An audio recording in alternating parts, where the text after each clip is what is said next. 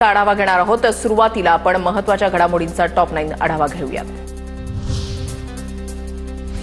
दहशतवाद्यांना आम्ही सोडणार नाही, दहशतवाद संपत नाही तोपर्यंत लढाई सुरूच राहणार। हल्ला केला त्यांना दंड दिला जाणार। 26 नागरिकांचा जीव घेऊन ते जिंकू शकत नाहीत।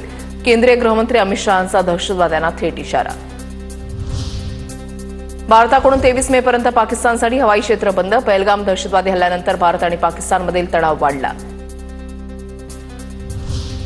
पाकिस्तानी जहाजांना भारताच्या समुद्रामध्ये बंदी करण्यात येणार। पाकिस्तानकडूनही युद्धाभ्यासासाठी परदेशी जहाजांना त्यांच्या सागरी क्षेत्रामध्ये बंदी घालण्यात आली आहे। एनआयएचे डीजी सदानंद दातेंकडून बैसरन व्हॅलीमध्ये 3 तास पाहणी। प्रत्यक्षदर्शींना घेऊन एनआयए पथकाकडून बैसरन व्हॅलीमध्ये आढावा। पहलगाम हल्ल्याच्या संपूर्ण कटाची माहिती असणारं टूल किट आढळलं। पहलगाम हल्ल्यासंदर्भात सापडलेल्या टूल किटची एनआयएकडून चौकशी सुरू। टूल किटमध्ये प्रवासाचा मार्ग आणि राहण्याच्या ठिकाणाची माहिती।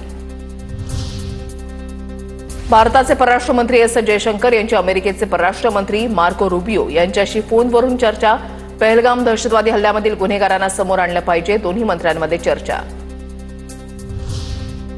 पहलगाम हल्ल्याबाबत पाकिस्ताननं तपासामध्ये सहकार्य करावं। पहलगाम हल्ल्यावर अमेरिकेचं पाकिस्तानला आवाहन। पहलगाम हल्ल्याचं सत्य समोर यावं, अमेरिकेची भूमिका स्पष्ट।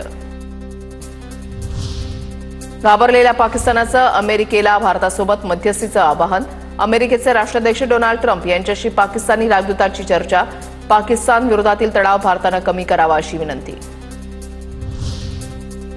अमेरिकेच्या संरक्षण विभागाकडून भारताला लष्करी साहित्य पुरवण्यास मान्यता। भारत पाकिस्तान तणावाच्या पार्श्वभूमीवर अमेरिकेचा महत्त्वाचा निर्णय।